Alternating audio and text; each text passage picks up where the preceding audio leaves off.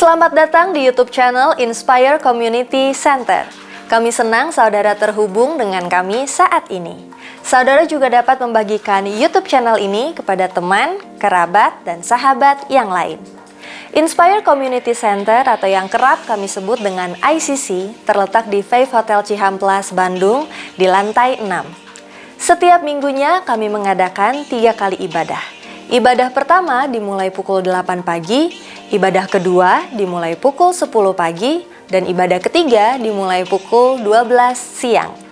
Setiap ibadah disertai juga dengan ibadah anak-anak atau yang kami sebut dengan iKids. Jadi tunggu apa lagi? Mari beribadah bersama dengan kami. Saudara, untuk dapat bertumbuh kita memerlukan orang lain. Dan ICC memiliki komunitas kecil yang kami namakan iClick.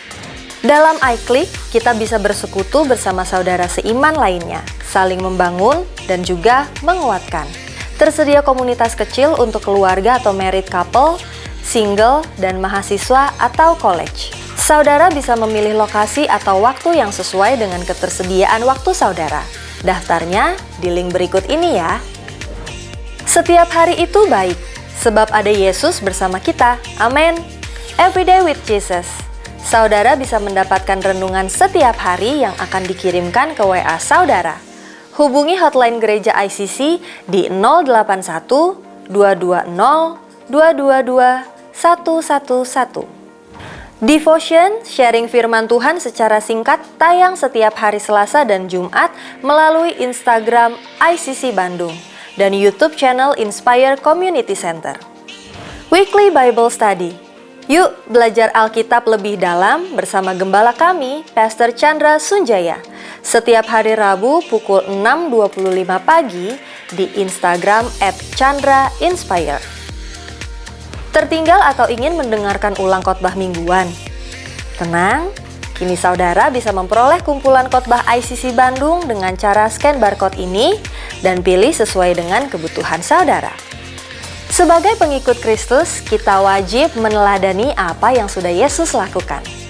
Baptis selam adalah salah satu tanda bahwa kita percaya kepada Tuhan. Baptisan selam diadakan pukul 12 siang atau setelah ibadah kedua setiap minggunya atau weekday dengan appointment. Saudara bisa mendaftarkan diri mengikuti baptis selam di 081 220 222 111. Saudara dapat memberikan persembahan melalui e-banking atau m-banking dan transfer ke nomor rekening berikut ini. Selamat menikmati firman Tuhan yang akan dibagikan. Mari kita catat, bagikan, dan lakukan setiap firman yang kita dengar hari ini. Saya percaya, berharap, berdoa, saudara diberkati hari ini. Amin. Ya.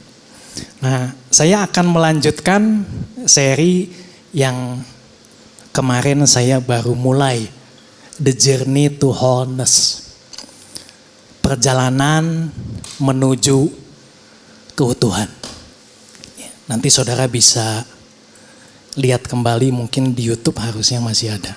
Tapi saya akan review sebentar mengenai ini supaya saudara bisa dapat untuk mengingatkan kita juga apa yang kita bahas kemarin. Oke, boleh kasih aplaus untuk yang bantu saya.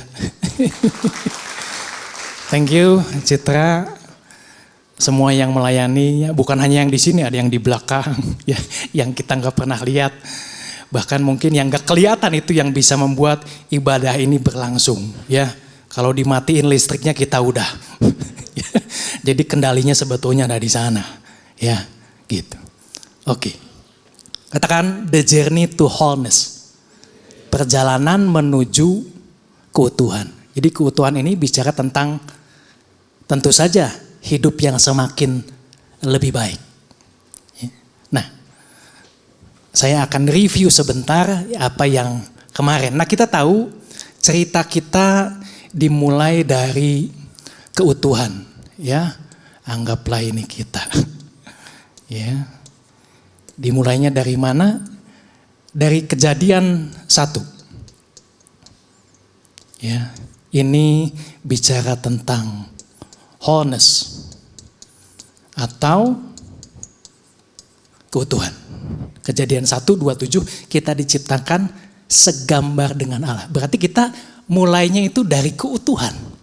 Ya, penuh serupa gambar Tuhan. Amin. Tapi kemudian di Kejadian 3 kita ini jatuh dalam dosa. Ya. Ini Kejadian 3. Apa yang terjadi? Kehancuran atau brokenness. Jadi kita agak tersendat-sendat nih perjalanan kita. Dari keutuhan jadi kepada kehancuran. Kenapa? Karena dosa. Gitu. Tapi Allah tetap berkehendak, tetap rancangannya ya dan amin. Yang percaya katakan amin. Jadi kehendak Tuhan, inisiatif Tuhan tetap adalah yang pertama. Kita menjadi utuh. Jadi bagaimana? Nah, Tuhan mengutus anaknya yang tunggal. Betul? Melalui Kristus. Ini anggap kita semua. Ya, gitu. Tuhan datang sendiri untuk menebus kita. Ya, sehingga siapa yang dalam Kristus, dia menjadi ciptaan yang baru. Yang lama sudah berlalu. Jadi kita semua adalah anak Allah. Yang percaya katakan amin. Tapi karena kita sudah jatuh dalam dosa, jadi masih ada memori dosa. Jadi memori itu bukan hanya di pikiran, tapi di tubuh juga ada memori. Kita ingat ada istilah muscle memory. Nah, kita juga ada memori. Memori apa? Memori dosa. Di sini masih ada memori dosa. Ya. Kita sudah jadi kudus, kita sudah dibenarkan, kita jadi anak Allah. Tetapi kita masih bisa melakukan dosa. Kenapa? Karena masih ada ingatan. Tapi kita tetap anak Allah. Yang mengerti katakan, yes. Masih bisa. Saya pun masih bisa melakukan dosa. Untuk itu, ya, perjalanan kita menuju keutuhan ini agak tersendat-sendat, ya. Lumayan agak lama, ya, gitu. Jadi perjalanannya bukan seperti ini, tapi banyak tantangan di sini. Ya, kenapa? Karena masih ada dosa. Untuk itu kita harus setiap hari pikul salib, mematikan daging kita, tunduk taat sama Tuhan. Nah ini, tapi untuk berjalan ke sini ada tantangannya. Tantangannya kemarin kita sudah bahas, tantangannya itu proses, ya, yang kemarin. Proses ini pikul salib seumur hidup, jadi nggak bisa cepat. Nah kita punya budaya segala sesuatu pengen cepat, bagus cepat, karena lebih efektif, lebih efisien. Tapi perjalanan untuk semakin lebih baik, ini nggak bisa instan. Ini seumur hidup. Nah ini yang mesti kita terima. Tapi kita pasti mengalami keutuhan nanti setelah kita ketemu Tuhan sama Tuhan. Yang setuju katakan amin. Ya.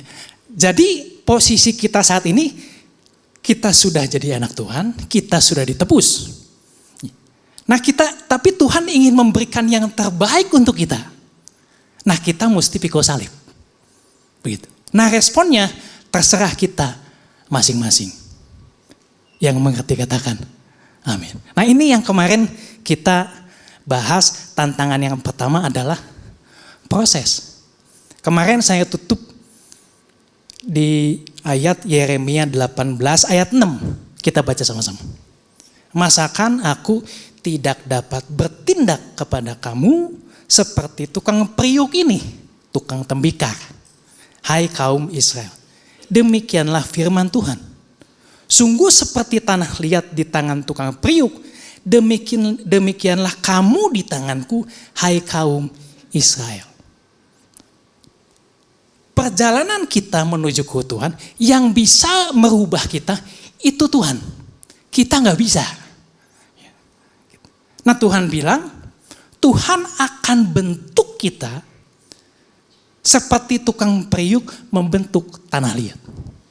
Dijadikan apapun yang tukang periuk itu mau lakukan. Ya. Nah, ini kemarin saya bukan tukang periuk, ya, tapi lumayan lah, ya. Gitu. Kemarin saya bikin ini dari tanah liat, ya, mirip nggak? Beda tuh ya. Tapi ini saya buat ini, ya, lumayan lah ya. Ada yang mau beli nggak? Lumayan. Nah terus saya buat lagi. Ini bahannya beda. Ya. Kalau dari dekat ini kayak lebih halus. Lebih bagus gitu. Ya. Nih.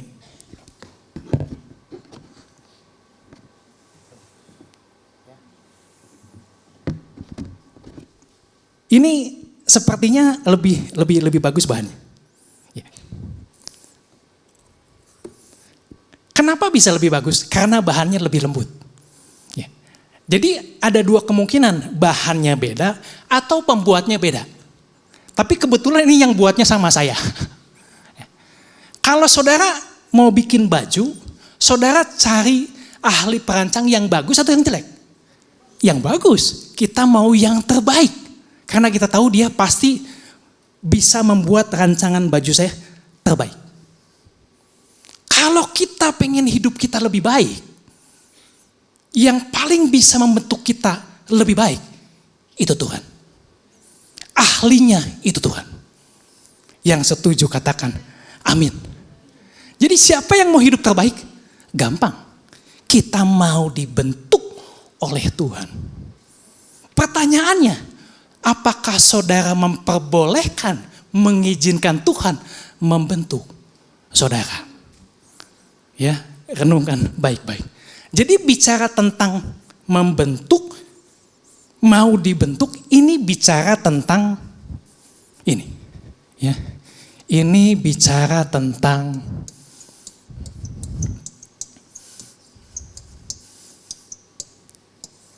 kendali. Kendalinya ada di siapa? Mau membentuk diri sendiri atau dibentuk? Ini bicara tentang kendali.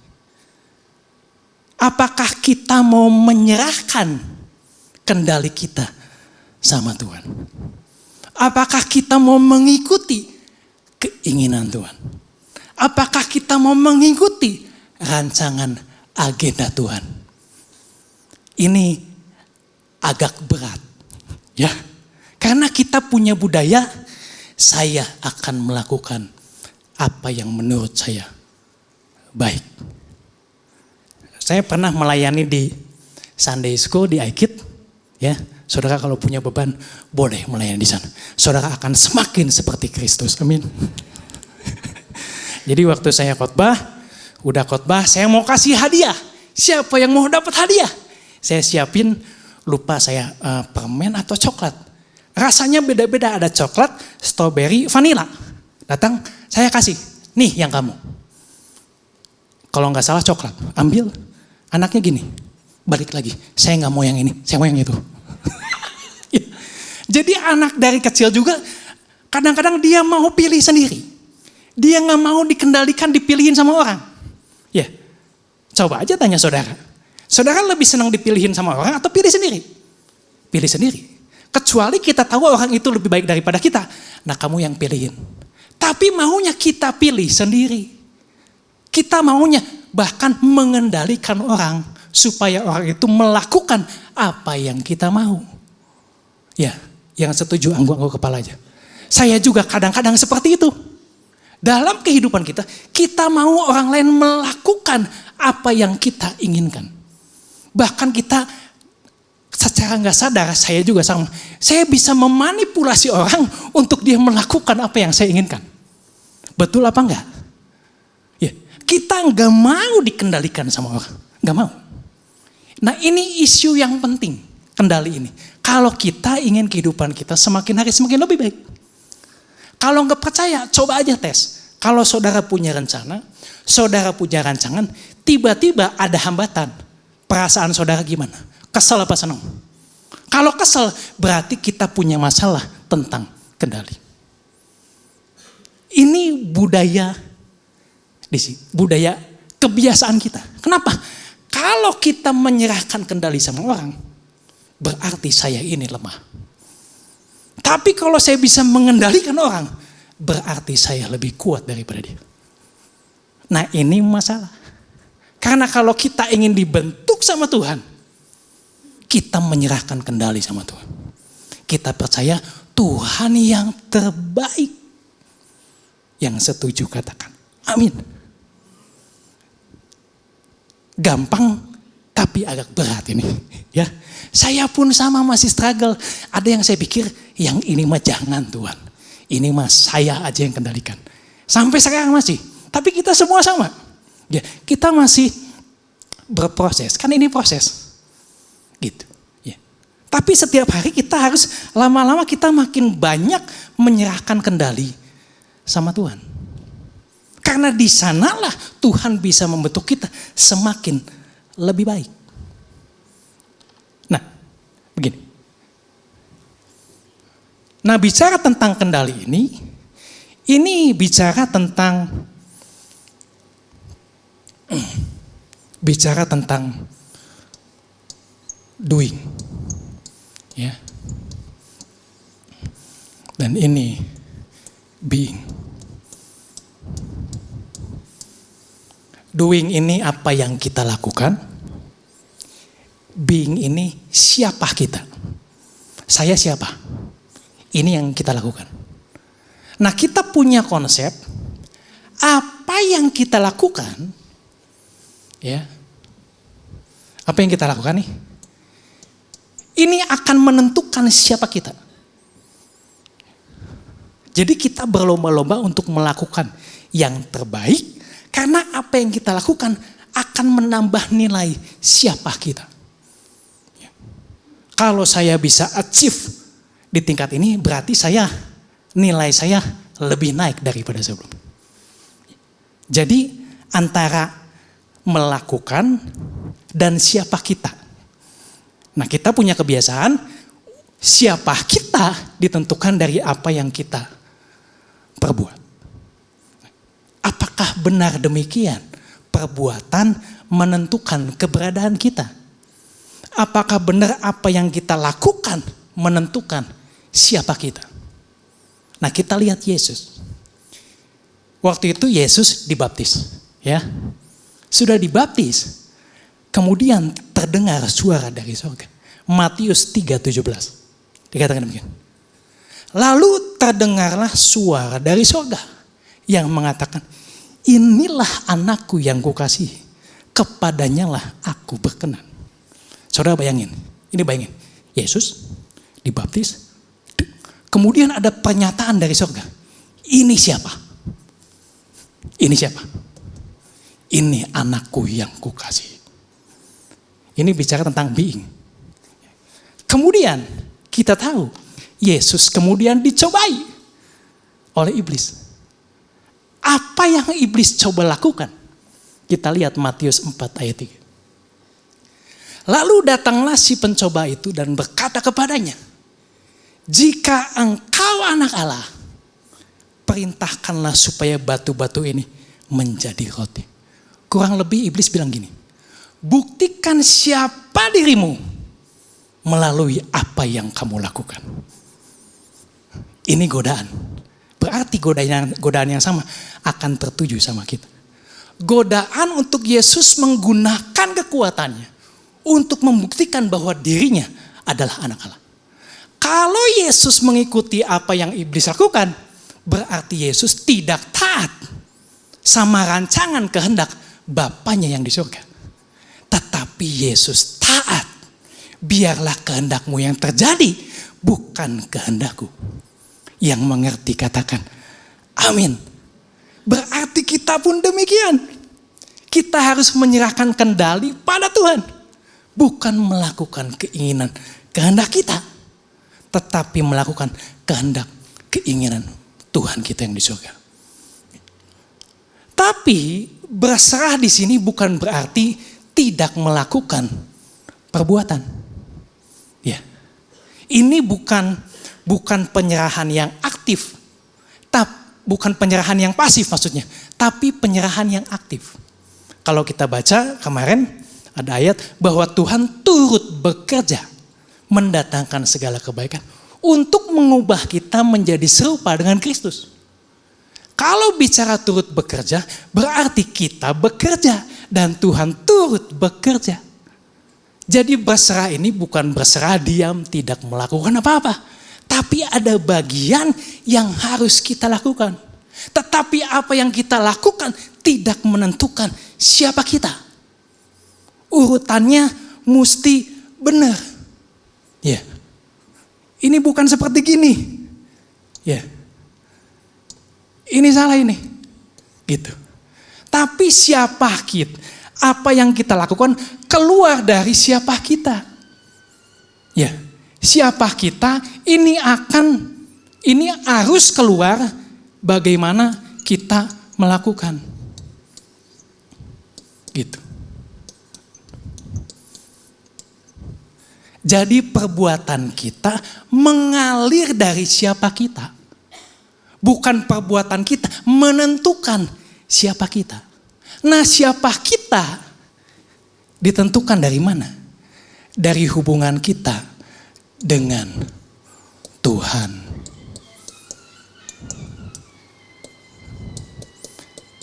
Relationship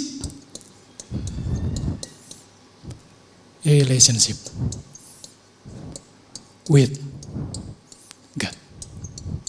Siapa kita ditentukan dari hubungan kita dengan Tuhan. Yang mengerti katakan amin. Ya. Kita sudah jadi anak-anak Tuhan.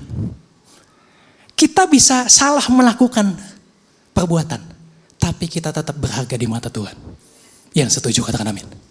Ya. Siapapun kita, kalau siapa kita ditentukan dari perbuatan, berarti bisa naik bisa turun. Siapa kita?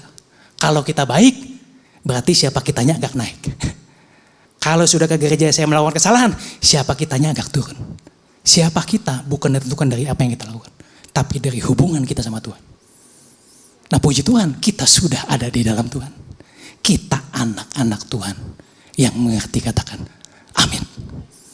Ya. Nah tapi memang ada kaitannya antara keberadaan dan perbuatan. Antara being dan doing. Nah Yesus di akhir khotbah di bukit, Yesus bahas tentang ini. Tentang keberadaan dan perbuatan. Matius 7:21. Tuhan bilang gini. Bukan setiap orang yang berseru kepadaku, Tuhan, Tuhan, akan masuk ke dalam kerajaan surga. Melainkan dia yang melakukan kehendak Bapakku yang di surga. Nah Yesus bicara tentang ini. Tentang doing ini. Tentang perbuatan. Ya. Tapi selanjutnya kita baca. Di sini sepertinya Tuhan kasih penekanan bahwa kita harus melakukan. Tapi ayat selanjutnya Yesus bilang gini. 22-23. Pada hari terakhir banyak orang akan berseru kepadaku. Tuhan, Tuhan, bukankah kami bernubuat demi namamu? Dan mengusir setan demi namamu? Dan mengadakan banyak mujizat demi namamu juga? Pada waktu itulah aku akan berterus terang kepada mereka dan berkata, aku tidak pernah mengenal kamu. Enyallah daripadaku, kamu sekalian pembuat kejahatan. Bernubuat, mengusir setan, melakukan banyak mujizat dalam nama Yesus. Ini semua pekerjaan Tuhan. Tapi perhatikan bahwa Yesus tidak menentang perbuatan mereka. Yesus gak bilang, enggak, kamu tidak melakukan. Tidak. Tapi Yesus bilangnya apa? Aku tidak pernah mengenal. Mereka punya perbuatan, tapi mereka tidak punya hubungan dengan Yesus. Yang mengerti katakan, amin. Jadi perbuatan mengalir dari siapa kita. Semakin kita intim dengan Tuhan, akan keluar perbuatan yang serupa dengan Kristus. Yang setuju katakan amin. Kita semakin serupa dengan Kristus. Jadi tergantung seberapa intim hubungan kita dengan Tuhan. Otomatis apa yang keluar perkataan kita, tindakan kita semakin serupa dengan Kristus. Yang mengerti katakan amin. Jadi lama-lama kok tambah lama tambah seperti Kristus. Nah kita semua bergeraknya ke sana. Ya, kita semuanya bergeraknya ke sana. Di sini kan? Kita bergeraknya ke sini. Ya. Tapi ada proses. Nah Tuhan mau kita semakin lama semakin serupa Kristus. Ini perjalanan sampai seumur hidup. Tapi minimal hari ini nambah 1% keserupaannya dengan Kristus.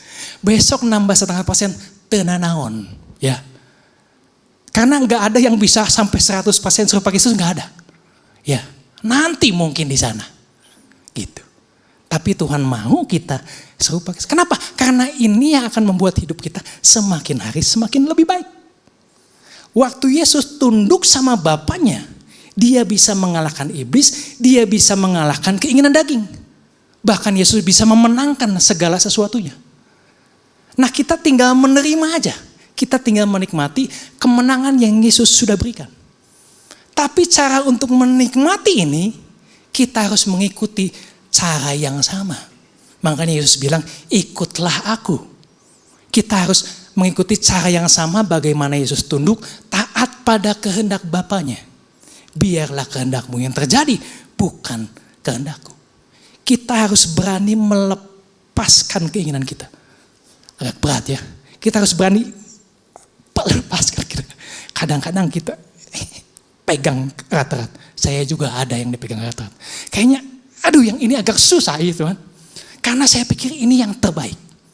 Tapi Tuhan tahu yang terbaik. Justru pada saat kita mau melepaskan ini, di sini terjadi pemulihan. Tapi kalau kita tetap pegang ini, rancangan Tuhan gak terjadi sama kita. Kita mesti lembut seperti tanah liat. Semakin lembut kita, semakin mudah dibentuk, semakin cepat. Ya. Semakin kita taat, semakin kita tunduk, semakin mudah, semakin cepat. Terjadi pemulihan, terobosan, transformasi, apapun itu kata-katanya. Yang pasti yang terbaik yang dari Tuhan. Yang setuju katakan amin. Jadi, begini ya. Kita kan mau jadi serupa Kristus. Ya, kita mau jadi serupa dengan Kristus. Jadi ini bicara apa? Keserupaan.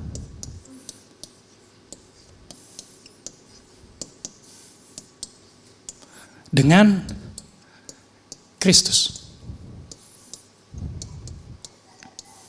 Keserupaan ini yang membuat hidup kita semakin lama semakin lebih baik. Ini nggak bisa kita lakukan.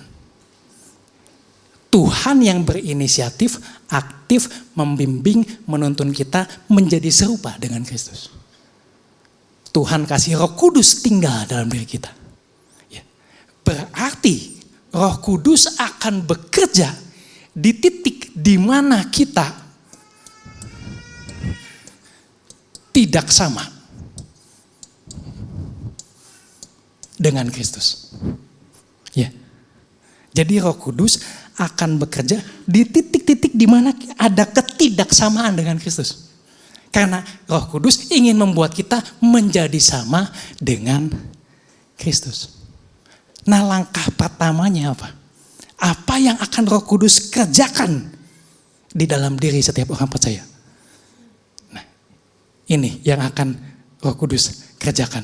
Yang pertama, ya.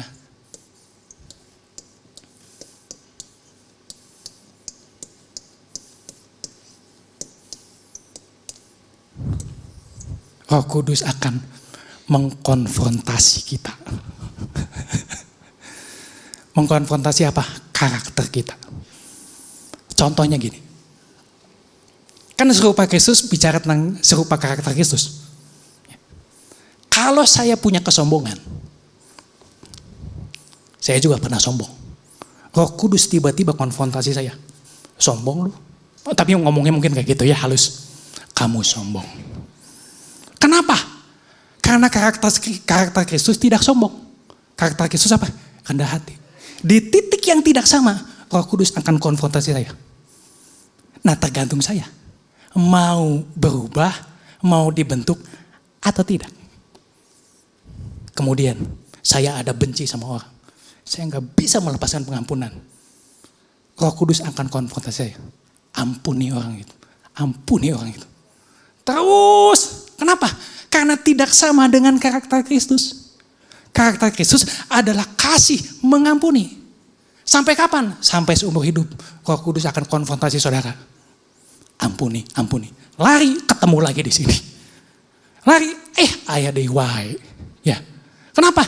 Itu Roh Kudus. Ya, kayaknya udah ada yang mengalami ini, lihat muka-mukanya. Kebohongan. Kalau saya suka bohong, Roh Kudus akan konfrontasi saya. Kamu bohong. Ngomong yang benar. Ngomong yang benar. Kenapa? Karena karakter Kristus selalu mengatakan kebenaran. Jadi di titik ini Roh Kudus akan bekerja mengkonfrontasi kita. Supaya apa? Supaya kita jadi pulih semakin lebih baik. Karena di titik ini yang menghambat kita untuk semakin lebih baik. Makanya Roh Kudus konfrontasi kita. Gimana cara Roh Kudus konfrontasi? Terutama melalui firman Tuhan. 2 Timotius 3:16. Semua yang tertulis dalam Alkitab diilhami oleh Allah dan berguna untuk mengajarkan yang benar, untuk menegur dan membetulkan yang salah, dan untuk mengajar manusia supaya hidup menurut kemauan Allah. Tapi konfrontasi ini bukan menghakimi, tapi untuk menyatakan apa yang salah. Conviction, not condemnation. Ya, gitu. Jadi Roh Kudus nggak pernah menghakimi, tapi akan menyatakan. Roh Kudus nggak pernah paksa. Kamu ampuni dia, diseret-seret gitu. Nggak pernah. Responnya tergantung kita. Kalau kita menolak, tidak mau dibentuk, ya tidak terjadi pemulihan di sana. Tapi kalau kita bilang, ya, saya mau dibentuk, pemulihan terjadi. Yang mengerti katakan, amin. Jadi pertama konfrontasi ini bagian Roh Kudus. Bagian kita apa? Respon kita mau apa enggak? Ini bicara tentang, tadi ada lagunya. Apa? Persembahan. Tadi lagunya persembahan yang hidup ya. Ketika kita bilang, benar, ini enggak sama. Terus kita ngambil keputusan, iya Tuhan, saya mau dibentuk. Itu di titik itu, ini bagian kita untuk mempersembahkan sama Tuhan. Tuhan, bentuk saya seturut kehendak-Mu. Yang mengerti katakan, amin. Mau dibentuk. Katakan mau dibentuk. Kalau ngebentuk diri sendiri gampang. Kalau dibentuk agak berat. Jadi perjalanan kita dimulai di titik ketidaksamaan dengan Kristus. Jadi goalnya bukan tidak melakukan dosa. Kita tidak berhenti di sini. Kalau hanya tidak melakukan dosa, orang Farisi ahlinya bagaimana mereka menjaga hukum Allah. Kita nggak berhenti di sini. Kita terus maju untuk menghasilkan karakter Kristus. Dan keserupaan dengan Kristus bukan ditandai oleh mujizat, tapi ditandai oleh karakter Kristus yang keluar dari hidup kita. Yang mengerti katakan amin. Saudara, pada saat kita serupa karakter Kristus, percayalah, kalau saudara menikah, pasangan saudara akan diberkati. Anak-anak saudara akan diberkati.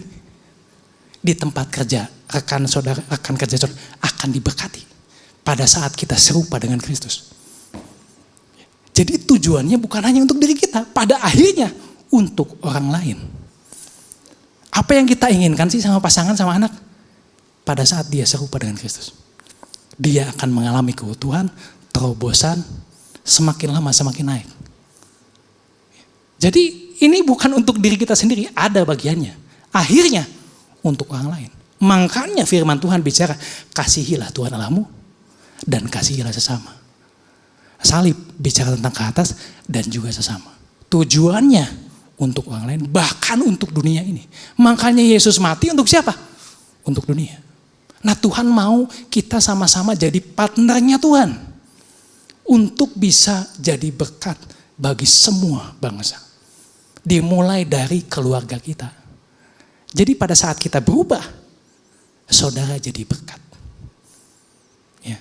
Nanti pasangan, nanti doa masing-masing bisa rubah. Tuhan rubah dia jadi Kristus. Jadi Kristus. Gitu ya. Tapi sekali lagi Tuhan gak pernah paksa. Ya, Tuhan hanya mengetuk pintu. Yang bukain kita. Kalau kita mau buka, kita mengizinkan Tuhan masuk. Di sana terjadi pemulihan. Di titik mana yang kita belum buka? Karena ini banyak ini, ya, aspek kehidupan kita. Di titik mana? Ahlinya Tuhan, Tuhan yang paling ahli. Tuhan yang ciptain kita. Tuhan tahu yang terbaik. Bahkan Tuhan yang berinisiatif membentuk kita yang terbaik. Tapi kendalinya ada di mana? Apakah kita berani melepaskan kendali? Bagian kita taat melakukan apa yang Tuhan lakukan. Jadi saya tulis begini, ya. Tugas kita adalah menyerahkan diri pada Allah. Dan Dia akan mengubah kita dengan kasih karunia-Nya. Sesuai dengan apa yang kita berikan padanya. Sesuai dengan apa yang kita berikan. Nah, Tuhan gak paksa kita untuk kasih 100% gak? Sesuai dengan apa yang kita berikannya. Dan Tuhan akan bekerja sesuai dengan apa yang kita berikan. Apa yang kita mampu berikan. Kalau saya masih mampu kasih 10%, gak apa-apa. Tuhan akan bekerja di 10% itu. Kalau kita hanya mampu kasih 50%, Tuhan akan bekerja di 50% itu. Jadi kecepatannya tergantung bagaimana kita bisa menyerahkan kendali sama Tuhan. Tapi sekali lagi, ini bukan instan. Ini perjalanan seumur hidup. Jadi gak apa-apa, kita semua sama-sama sedang berproses. Yang setuju katakan amin. Perubahan 1% itu sudah perubahan. Ya, untuk semakin serupa dengan Kristus. Jadi saya tulis lagi begini, saya renungkan. Jadi kunci hidup yang penuh adalah belajar menyerahkan diri pada Tuhan secara aktif, bukan pasif. Ya. Bukan pasif, tapi aktif. Mungkin saya ada tulis ya. Apakah tadi udah gabung bahasan? Ya. Jadi kunci hidup yang penuh belajar menyerahkan diri pada Tuhan secara aktif, bukan pasif. Disebut belajar, memang kita masih belajar. Semua sama-sama sedang belajar. Saya juga belum seperti Kristus. Kalau saudara kenal dekat saya juga masih ada yang bukan seperti Kristus, yang masih loba, ya, masih banyak. Kita semua sama-sama berproses. Tapi kalau saya lihat pasangan saya, anak saya, aduh gimana supaya saya bisa jadi berkat? Saya harus semakin serupa Kristus. Dan pada akhirnya anak kita ngikutin kita. Ya, kita menjadi berkat sampai keturunan kita. Yang setuju katakan amin. Nah, menjadi seperti Kristus ini bukan sesuatu yang aneh. Aneh. Ya, kok jadi gitu? Bu, ini bukan sesuatu yang aneh.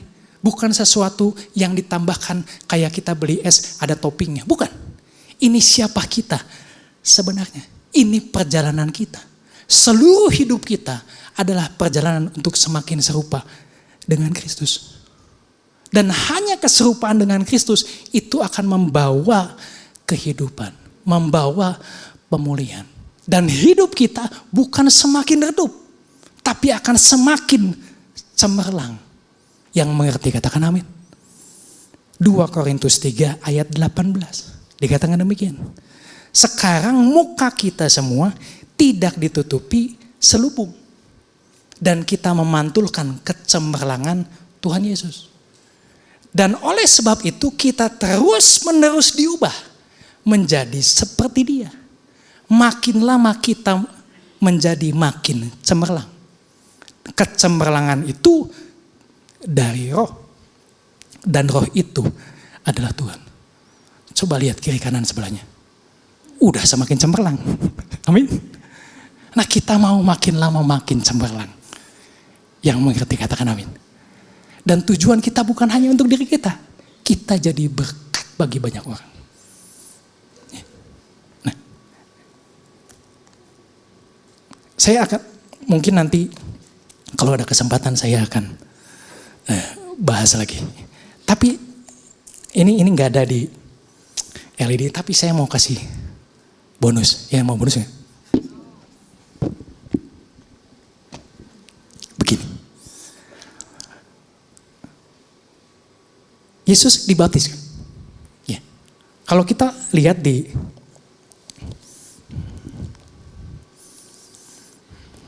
Matius 3 ayat 16 dikatakan demikian. Sesudah dibaptis, Yesus segera keluar dari air.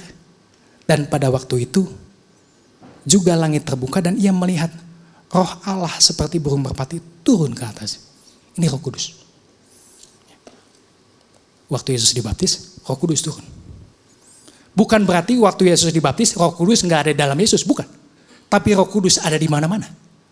Ini untuk kasih kita penjelasan bahwa pada saat dibaptis orang, Roh Kudus tinggal dalam diri orang itu. Jadi kalau saudara belum dibaptis, saudara bisa pikirkan, saudara mau dibaptis atau enggak. Tapi ini biarlah komitmen saudara. Oke, balik lagi. Yesus dibaptis, Roh Kudus turun. Oke. Kemudian Matius 4 ayat 1.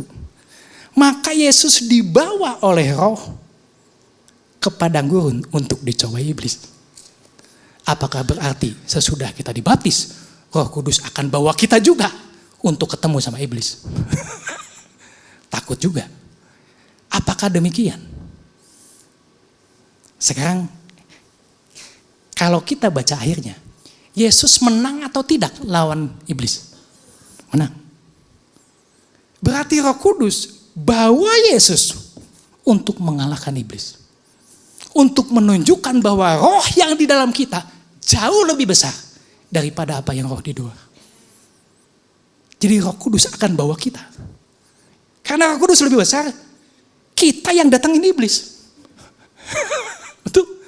Untuk membuktikan bahwa roh kita jauh lebih besar daripada iblis. Yakobus 4 dikatakan, tunduklah pada Tuhan, lawanlah iblis. Yang setuju katakan amin. Tapi asal kita mau dibawa sama Roh Kudus apa enggak? Jangan takut. Karena kita akan mengalahkan kuasa iblis. Bahkan kita tahu Yesus berpuasa kan? Dia bisa mengalahkan keinginan daging. Hanya Roh Kudus yang bisa mematikan keinginan daging. Dan menghidupkan kita untuk hidup sesuai dengan keinginan roh. Semakin serupa Kristus. Nah, Roh Kudus dalam diri kita akan mengkonfrontasi kita. Membawa kita untuk apa? Untuk semakin serupa Kristus. Karena Roh Kudus yang punya kuasa untuk mematikan keinginan daging. Kita tidak punya kuasa. Yang menarik ini. Maka Yesus dibawa oleh Roh Kudus. Kata dibawa ini. Kata aslinya itu dibawa ke tempat yang lebih tinggi. Ya, kalau nggak salah kata aslinya anago. Dibawa. Lead up to a higher place. Dibawa ke tempat yang lebih tinggi. Roh Kudus akan selalu bawa kita ke tempat yang lebih tinggi. Yang setuju katakan amin. Tapi sekali lagi responnya tergantung saudara. Saya percaya kita semua sudah mengalami ini. Ya. Kalau firman ini bicara sama saudara, saya nggak tahu apa yang saudara alami. Mungkin ada yang saudara masih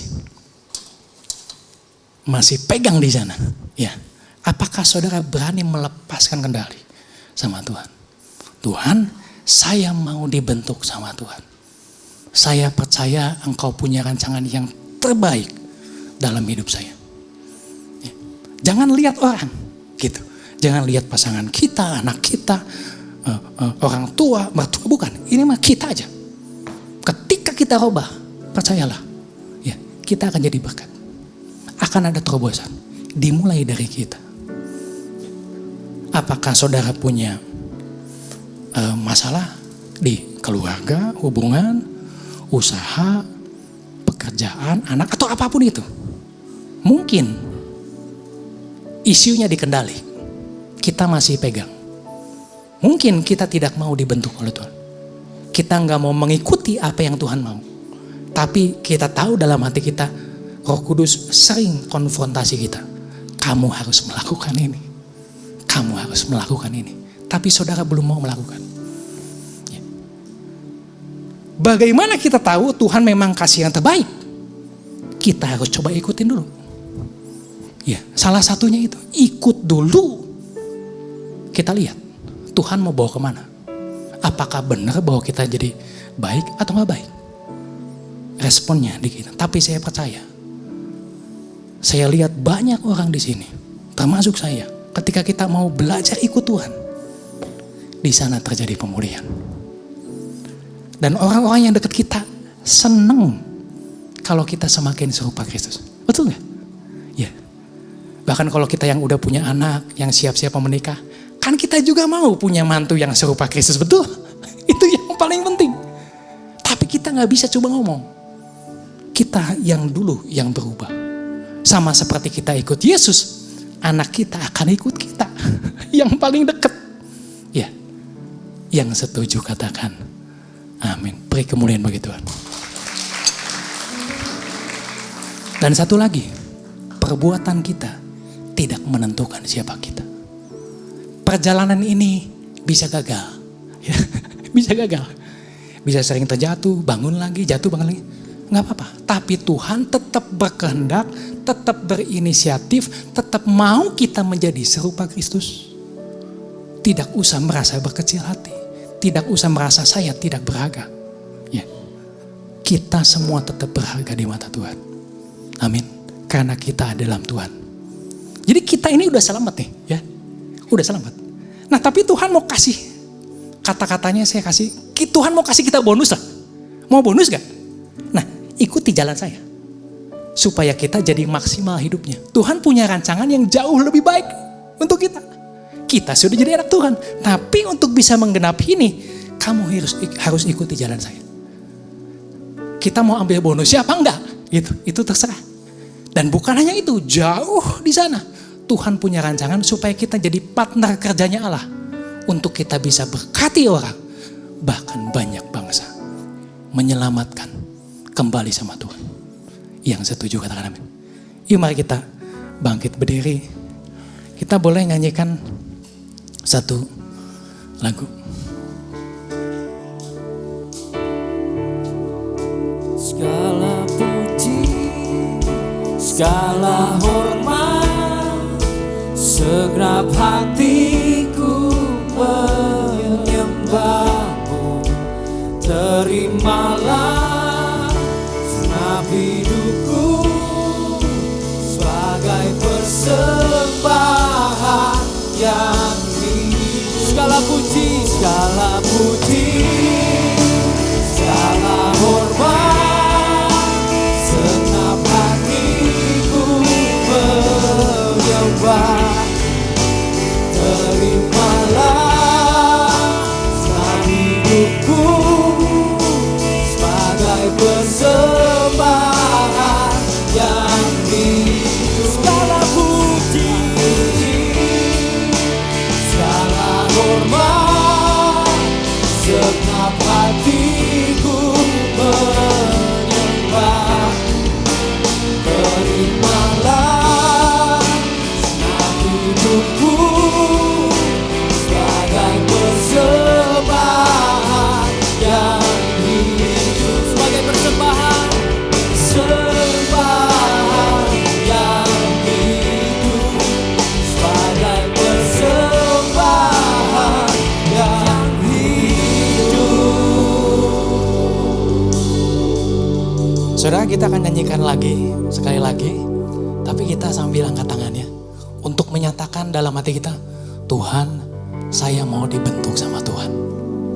Ya. Ini langkah awal kita. Tuhan, saya mau mempersembahkan hidup saya. Saudara mungkin punya struggle di mana kita mau melepaskan kendali sama Tuhan. Saya mau persembahkan hidup saya. Saya percaya Tuhan, Engkau yang paling tahu, yang terbaik. Saya mau dibentuk. Ada daging melawan, tapi saya percaya Roh Kudus lebih besar kuasanya daripada keinginan daging kita. Amin. Yuk kita masing-masing nyanyi lagi dengan segenap hati. Segala puji, segala hormat, segenap hatiku menyembahmu. Terimalah segenap hidupku sebagai persembahan yang hidup. Segala puji, segala hormat, segenap hatiku menyembahmu. Terimalah segenap hidupku sebagai persembahan yang sekali lagi. Segala puji, segala hormat, segenap hatiku menyembahmu.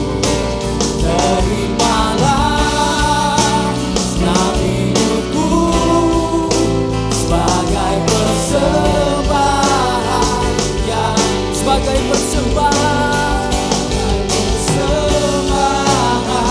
yang sebagai persembahan yang sebagai persembahan yang hidup. Beri kemuliaan bagi Tuhan. Thank you Jesus. Roh Kudus, terima kasih untuk firman yang disampaikan. Kami percaya Engkau berbicara kepada setiap kami yang ada di sini. Tuhan, ini kami anak-anak-Mu. Kami mau mengambil komitmen kembali. Kami mau dibentuk oleh-Mu Tuhan. Untuk seluruh kehidupan kami Tuhan. Memang kadang-kadang terasa berat Tuhan untuk kami bisa mau melepaskan kendali kami. Menyerahkan segala sesuatunya ke dalam tangan-Mu Tuhan. Tapi kami mau belajar. Kami mau mengambil komitmen. Dan biarlah sebatas mana kami bisa memberikan itu kepada Tuhan, kami percaya Engkau akan bekerja di sana Tuhan. Tuhan, ini kami, biarlah kami bisa berubah serupa dengan Engkau. Pada akhirnya kami menjadi berkat Tuhan bagi banyak orang. Bagi keluarga kami. Dan kami percaya kehidupan kami semakin hari semakin lebih baik. Tuhan, berdoa untuk setiap kami yang ada masalah Tuhan. Dalam nama Tuhan Yesus. Kami percaya terjadi pemulihan. Terjadi kelepasan. Terjadi terobosan Tuhan. Yang lama berlalu Tuhan. Dan yang baru sudah datang. Terima kasih Tuhan, kami percaya Tuhan. Pemulihan sudah terjadi Tuhan. Dan damai sejahtera sukacita yang melimpah daripada-Mu. Memenuhi setiap kami Tuhan. Dalam nama Tuhan Yesus. Semua yang siap mau dibentuk oleh Tuhan, sama-sama katakan amin. Beri kemuliaan bagi Tuhan. Silakan duduk, kita akan dengarkan beberapa pengumuman.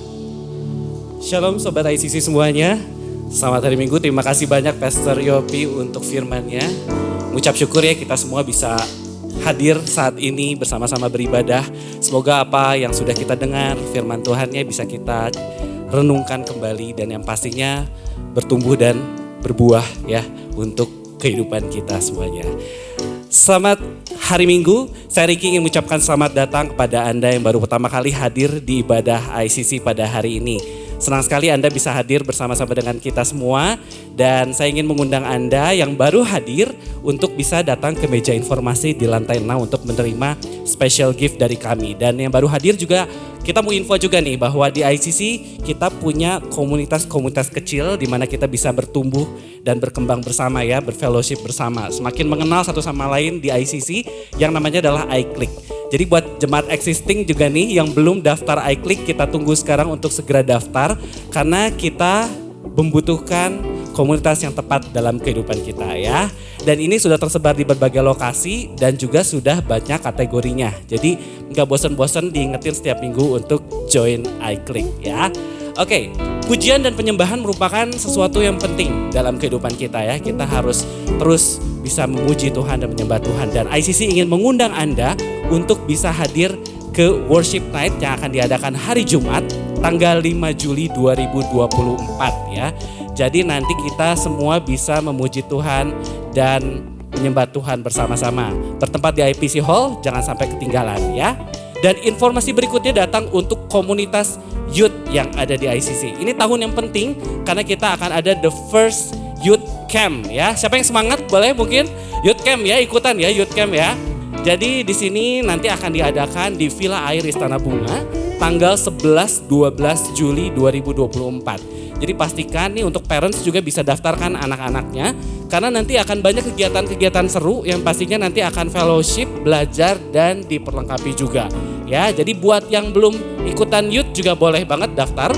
Nanti informasi pendaftaran ada di belakang atau bisa ke meja informasi juga. Ya. Dan informasi berikutnya untuk para couple, suami istri nih. Ini ada yang seru juga, nanti kita akan ada marriage gathering ya. Karena pernikahan itu bukan hanya untuk dijalani secara bahagia saja, tapi harus ada purpose-nya, benar ya? Dan untuk mengetahui apa yang Tuhan mau untuk pernikahan kita perlu tahu nih. Penting sekali supaya suami istri bisa mengembangkan keluarganya dan membina keluarga yang baik ya. Dan ini ada marriage gathering-nya. Jadi catat tanggalnya, tanggal 10 Agustus 2024 bertempat di IPC Hall. Nanti akan ada pembicara Pastor Juan Mogi yang akan membahas tentang Grow Together. Ya, jadi untuk pendaftaran bisa dilakukan sampai dengan tanggal 31 Juli 2024 dan ada biaya investasi untuk per couple-nya hanya 250.000 saja dan sudah bisa dapat banyak hal di sini ya. Jadi pastikan Anda ikut. Nanti bagi yang ingin mendaftarkan diri boleh ada di sini Saudara Lana ya.